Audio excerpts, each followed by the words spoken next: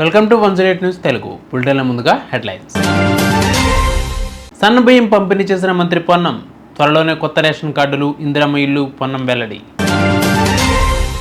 రాప్తాడులో TDP MP పార్థసారథికి చేదు అనుభవం. ప్రియాంక గాంధీ భర్త కోసమే భూముల అమ్మకం ప్రశ్నించిన బీజేఎల్పీ నేత మహేశ్వర్ రెడ్డి.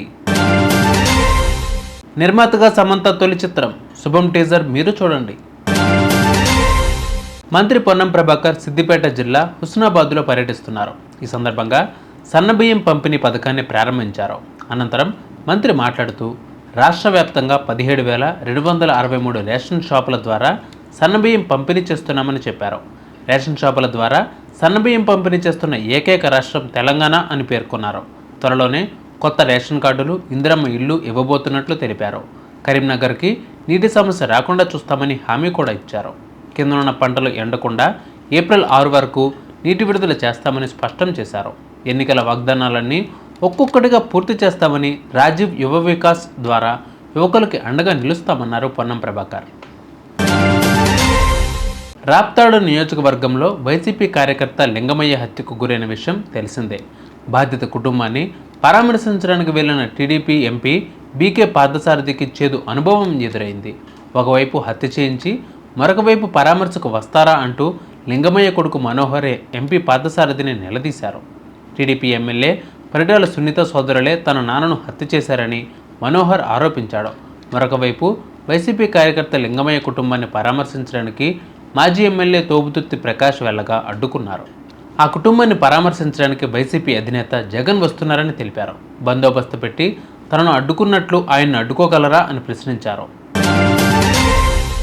జనసమితి కోదండరాం రెడ్డికి కళ్ళు కనిపించడం లేదా అని బీజేపీ నేత మహేశ్వర్ రెడ్డి ప్రశ్నించారు. హైదరాబాద్ సెంట్రల్ యూనివర్సిటీ భూమి వేలంపై ఆయన మాట్లాడారు. వచ్చేది తమ ప్రభుత్వమేనని, ఆ భూములని కాపాడుతామన్నారు. బట్టి విక్రమార్క, శ్రీధరబాబు హెచ్సియు పూర్వ విద్యార్థులను గుర్తు చేశారు.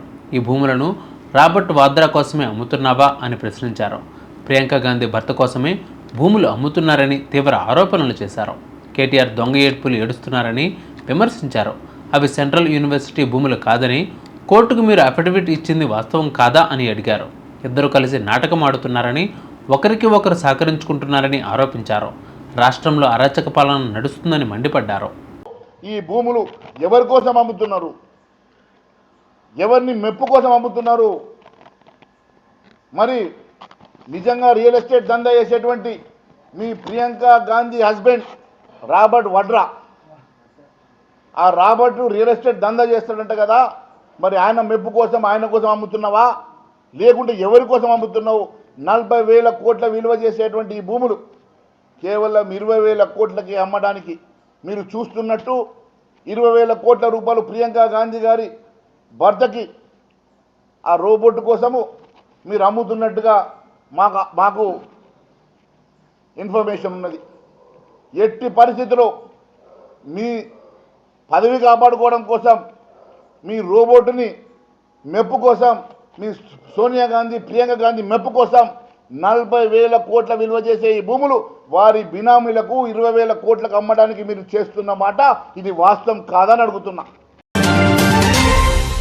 టాలీవుడ్ స్టార్ హీరోయిన్ సమంత బాలీవుడ్ ప్రేక్షకులకు బాగా దగ్గరైపోయింది.